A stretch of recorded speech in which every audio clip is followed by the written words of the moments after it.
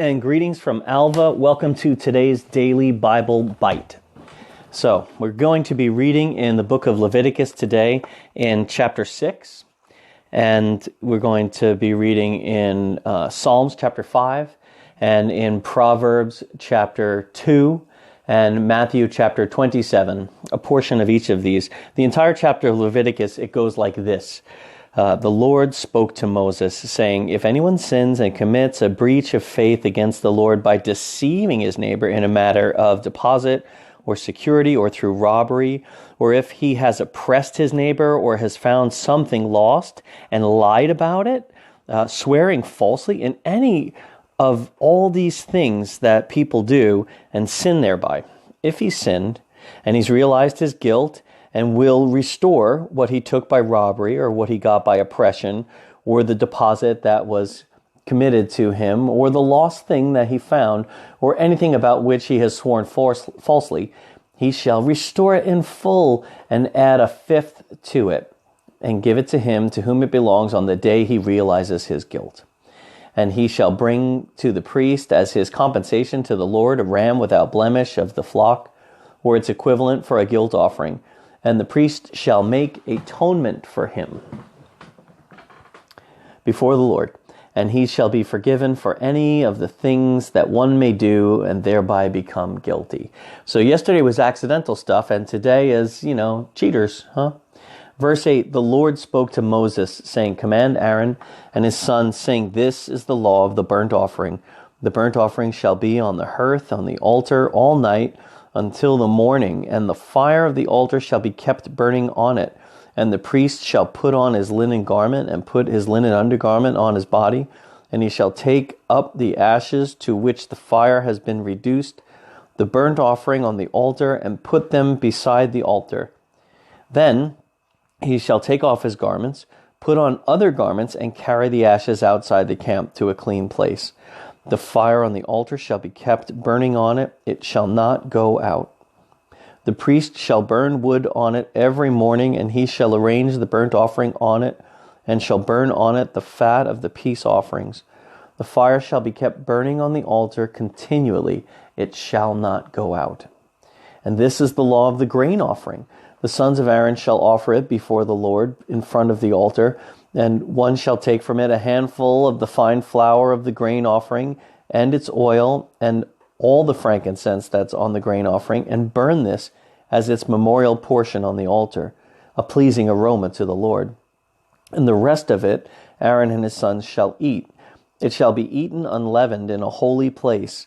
In the court of the tent of meeting they shall eat it. It shall not be baked with leaven. I have given it as their portion of my food offerings. It is a thing most holy, like the sin offering and the guilt offering. Every male among the children of Aaron may eat of it, as decreed forever throughout your generations. From the Lord's food offerings, whatever touches them shall become holy. The Lord spoke to Moses, saying, This is the offering that Aaron and his sons shall offer the Lord on the day when he is anointed. A tenth of an ephah of fine flour as a regular grain offering, half of it in the morning, half in the evening. It shall be made with oil on a griddle. You shall bring it well mixed and baked pieces like a grain offering, and offer it for a pleasing aroma to the Lord. The priest from among Aaron's sons, who is anointed to succeed him, shall offer it to the Lord as decreed forever. The whole of it shall be burned. Every grain offering of a priest shall be wholly burned. It shall not be eaten. Holy, W-H-O-L-L-Y, wholly burned. It shall not be eaten. The Lord spoke to Moses, saying, Speak to Aaron and his sons, saying, This is the law of the sin offering. In the place where the burnt offering is killed, shall the sin offering be killed before the Lord. It is most holy. The priest who offers it for sin shall eat it. In a holy place it shall be eaten. In the court of the tent of meeting, whatever touches its flesh shall be holy. And when any of its blood is splashed on a garment, you shall wash that on which it was splashed in a holy place. And the earthenware vessel in which it is boiled shall be broken.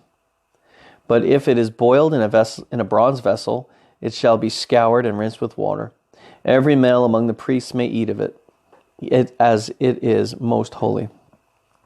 But no sin offering shall be eaten from which any blood is brought into the tent of meeting to make atonement for the holy place. It shall be burned up with fire. The end of chapter 6. Really interesting details that God puts forward for atoning for sin. And then we see it come to bear in the life of Christ, I think. Psalm 5 reads this way. To the choir master for flutes. A psalm of David. Verse 1. Give ear to my words, O Lord. Consider my groaning. Give attention to the sound of my cry. My King and my God, for to you I do pray. O Lord, in the morning you hear my voice. In the morning I prepare a sacrifice for you and watch. For you are not a God who delights in wickedness. Evil may not dwell with you. The boastful shall not stand before your eyes. You hate all evildoers. You destroy those who speak lies. The Lord abhors the bloodthirsty and deceitful man. But I, through the abundance of your steadfast love, will enter your house. I will bow down toward your holy temple. In the fear of you, lead me, O Lord, in your righteousness because of my enemies. Make your way straight before me. There is no truth in their mouth. Their innermost self is destruction.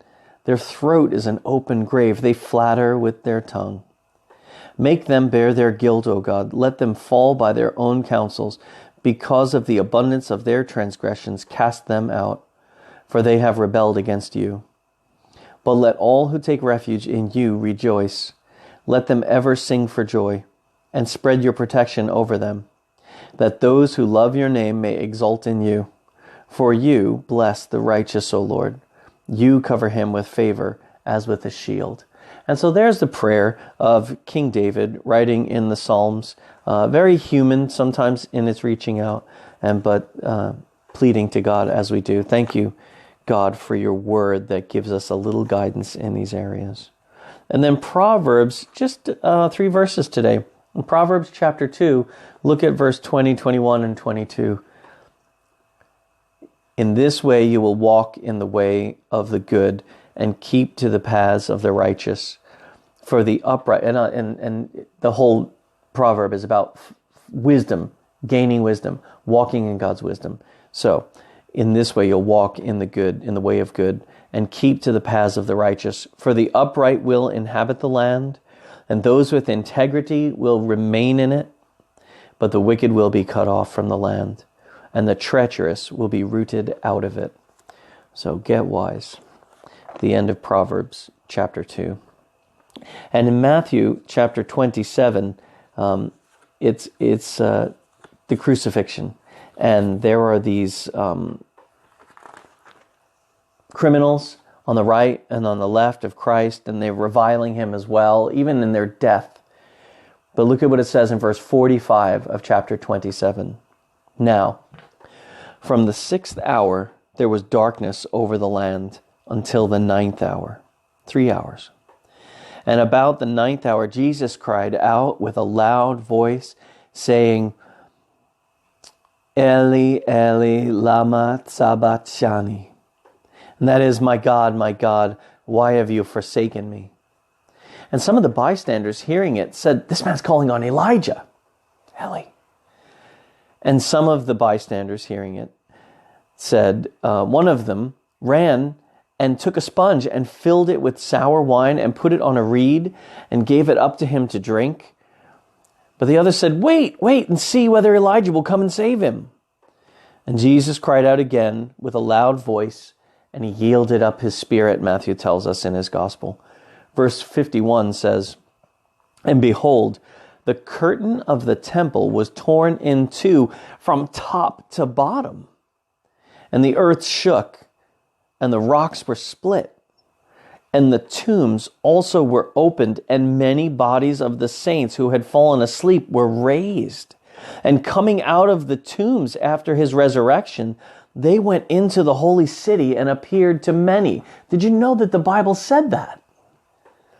Verse 54, when the centurion and those who were with him keeping watch over Jesus, saw the earthquake and what took place, they were filled with awe and said, "Truly, this was the Son of God."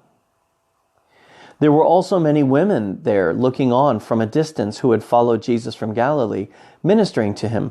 Among them were Mary Magdalene, Mary the mother of James and Joseph, and the mother of the sons of Zebedee.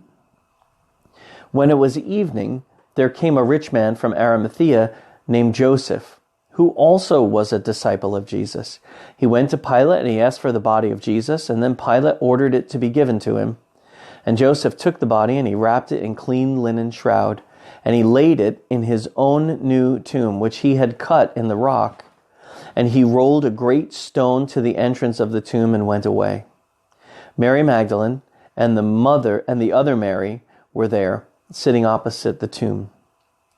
The next day, that is, after the day of preparation, the chief priests and the Pharisees gathered before Pilate and said, "Sir, we remembered how this impostor while he was still alive, 'After 3 days I will rise.'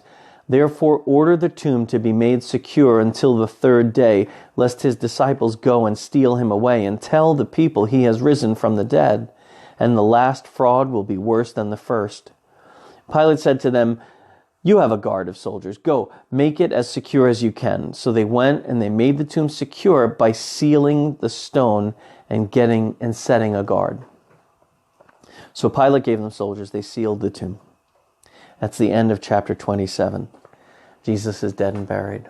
That's not the end of it. There's still chapter 28. So that is our readings for today's Daily Bible Bite.